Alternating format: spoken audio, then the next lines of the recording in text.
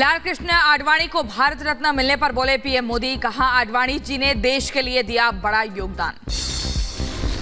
लालकृष्ण आडवाणी को भारत रत्न सम्मान मिलने पर बोली बेटी प्रतिभा आडवाणी, कहा मेरे पिता ने अपना जीवन देश की सेवा के लिए समर्पित कर दिया। यूपी के सीएम योगी आदित्यनाथ ने सपा पर साधा निशाना और कहा कि मंदिर से सपा पार्टी को चिढ़ है, बीजेपी नहीं करेगी तुष्टीकरण की राजनीति।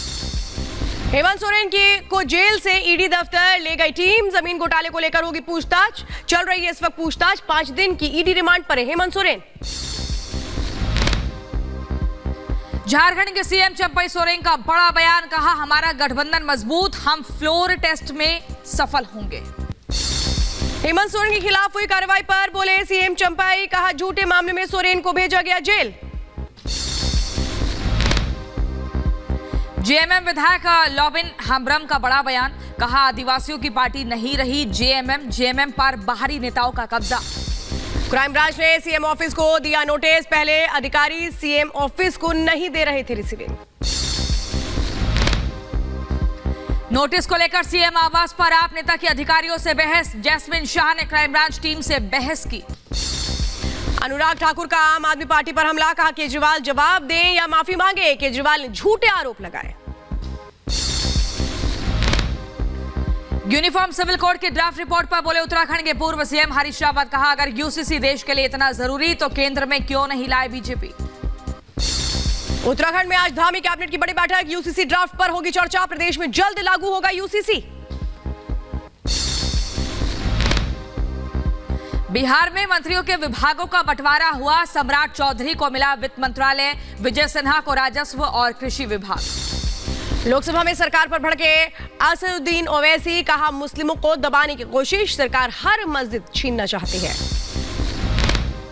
महाराष्ट्र के ठाणे में पुलिस स्टेशन में गोलीबारी, शिवसेना शिंदे गुट के नेता महेश गायकवाड़ को लगी गोली, आनन फानन में अस्पताल में भर्ती कराया।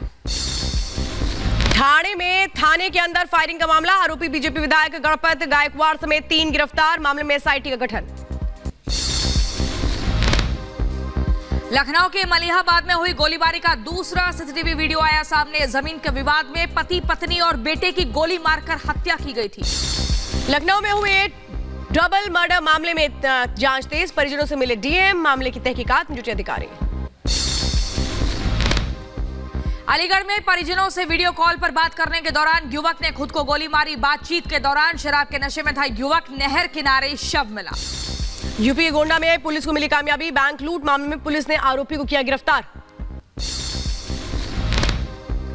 जौनपुर में बदमाशों के हौसले बुलंद, व्यापारी को गोली मारी, फायरिंग का वीडियो सोशल मीडिया पर वायरल हुआ। साउथ अमेरिका में चिली के जंगलों में लगी भीषण आग, हादसे में 10 लोगों की मौत, आग की चपेट में आए 10,000 से ज्यादा घर।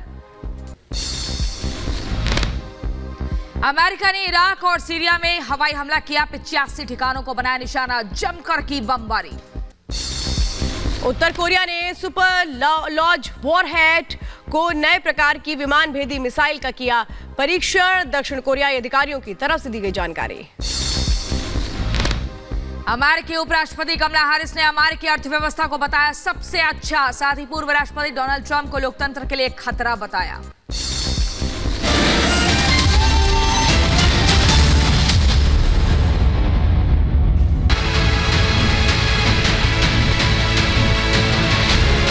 इस तरह के सर्वोच्च सम्मान से नवाजा जाना बहुत बड़ी बात है। भारत रत्न का जो पुरस्कार उनको दिया गया है, एक कार्यकर्ता का, एक नेता का सबका सम्मान है। आडवाणी जी को दिया भारत रत्न, उचित सम्मान मिला है। तो लालकृष्ण आडवाणी को भारत रत्न से सम्मानित किया जाएगा और अब इसको लेकर के धन्यवाद भी दिया गया है लालकृष्ण आडवाणी की तरफ से। उन्होंने बाकायदा चिट्ठी लिखी है, आभार व्यक्त किया है, ये आपको बता रहे हैं। आज सुबह ये जानकारी मिली थी, प्रधानमंत्री नरेंद्र मोदी ने खुद अपने सोशल मीडिया पर इस बात का जिक्र किया था कि प्रधानमंत्री ने कि कैसे लालकृष्ण आडवाणी को भारत रत्न से नवाजा जाएगा, और साथ ही साथ उन्होंने जिक्र किया था उनके योगदान को लेकर के। और अब लालकृष्ण आडवाणी ने भी पत्र लिखा है, उन्होंने पत्र में लिखा है, विनम्रता से भारत रत्न स्वीकार करता हूं, ये सम्मान मेरे लिए गर्व की बात है। तो जो चिट्ठी लिखी गई है उसमें उन्होंने साफ तौर पे आभार व्यक्त किया है और ये कहा है ये जो सम्मान है ये ये उनके लिए किस तरह से गर्व की बात है, स्वीकार करते हैं वो इस सम्मान को। और इस वक्त बधाइयों का जो सिलसिला है वो लगातार जारी है। लालकृष्ण आडवाणी को पूरे देश की तरफ से बधाइयां। बड़ी खबर आपको बता रहे हैं, प्रधानमंत्री नरेंद्र मोदी ने आडवाणी को बधाई दी। राष्ट्र सेवा करने वालों को भूलते नहीं हैं। मेरा सौभाग्य कि आडवाणी जी का मार्गदर्शन मिला। आडवाणी जी का योगदान अविस्मरणीय है। देश के विकास में उनका बड़ा योगदान। प्रधानमंत्री नरेंद्र मोदी ने इन बातों का जिक्र किया अपने ट्विटर हैंडल के जरिए और बधाई दी लालकृष्ण आडवाणी को। आज देश ने अपने एक महान सपूत पूर्व उप प्रधानमंत्री लालकृष्ण आडवाणी जी को भारत रत्न देने का भी निर्णय लिया है।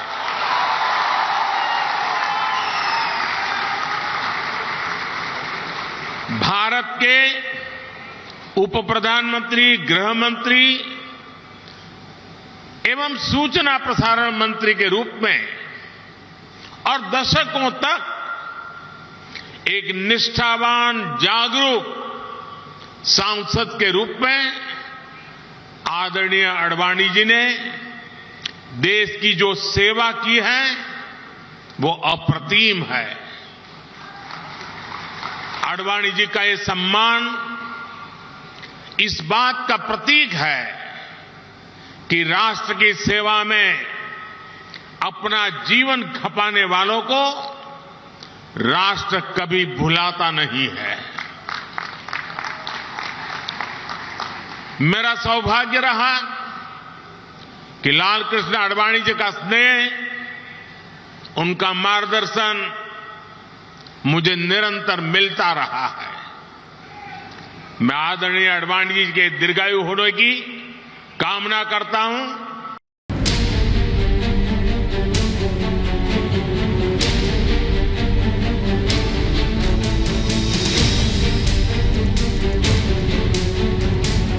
मंडल के दौर में कमंडल की राजनीति का बिगुल बजाने वाले राजनेता, रथ यात्रा के जरिए हर हिंदू में राम मंदिर की अलख जगाने वाले लालकृष्ण आडवाणी को उस दौर में सर्वोच्च नागरिक सम्मान से सम्मानित किया जा रहा है जिस दौर में उनका सपना भव्य मंदिर के तौर पर साकार हो चुका है।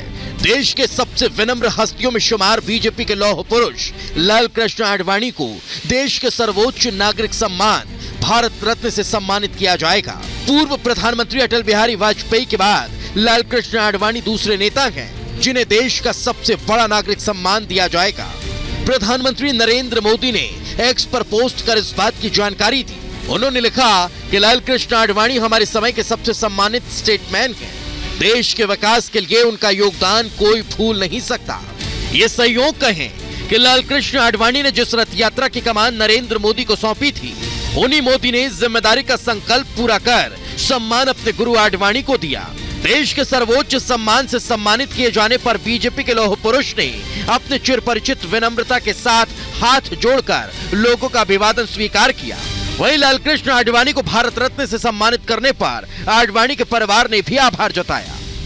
So sir is very overwhelmed and he वैसे भी वो कम एक्सप्रेस करते हैं, जीवन भर में वो कम शब्दों वाले इंसान रहे हैं, बट स्वाभाविक उनकी आंखों में आंसू थे और इस चीज की संतुष्टि और खुशी दोनों है कि उन्होंने अपना पूरा जीवन देश की सेवा में लगाया है और मैं मानती हूँ कि उनके जीवन के इस पड़ाव पर इस तरह के सर्वोच्च सम्मान से नवाजा जाना बहुत बड़ी बात है और हम लोग बहुत खुश हैं इसके।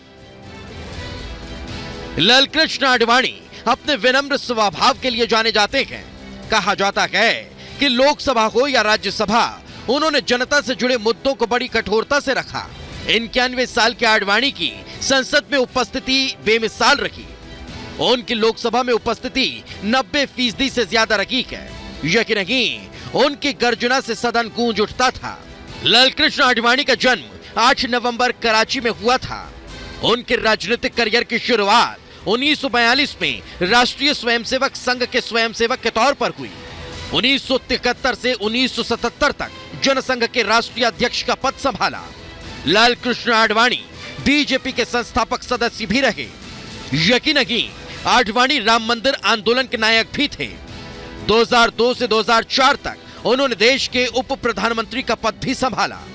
2015 में लालकृष्ण आडवाणी को पद्म विभूषण से सम्मानित किया गया। लालकृष्ण आडवाणी की शख्सियत और सम्मान की स्वीकार्यता का अंदाजा इसी बात से लगाया जा सकता है कि सत्ता पक्ष के साथ साथ विपक्ष के नेता भी उन्हें बधाई दे रहे हैं। Bureau report, Republic Bharat.